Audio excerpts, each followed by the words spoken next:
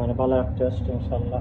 আপনারা খাইবাওয়ালা বানাইয়া খাইলে ভালো মজাও খাইবা ইনশাল্লাহ। আপনারা যারা কষ্ট করে ভিডিও তখন থ্যাংক ইউ ভেরি মাচ। আর পরবর্তী সময় যারা দেখবা, আসসালামু আলাইকুম ভিউয়ার সকল। আজকে মুগ ডাইল দিয়া ওরকা মুগ ডাইল দি বেড়ের মাংস দিয়ে আর আমি রান্নাম ইনশাল্লাহ। দেখোকা মুগ ডাইলটা বাজিয়ার মুগ ডাইলটে ভালো হইলে বাজিয়া দিব।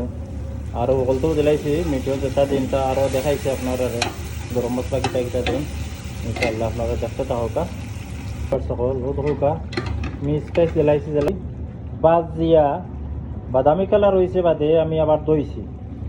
পয়লা দইলে এগুন বাস্তা বার্তা নাই, বাজিয়া পয়লা মুগ ডাইল দিয়ে বাদামি কালার করবা, এর বাদে দইবা ও ধোকা দিয়ে ক্লিন পানি ও দইয়া রাখছি। এমনি ওগুনটা ছাড়িয়ে দিব আমি, মুগ ডাইলটা ছাড়াই পুরা পাড়িয়ে জাল দিলাই। আমি এখন ঠিক গ্রান বাড়াইছে আসলে খুবই।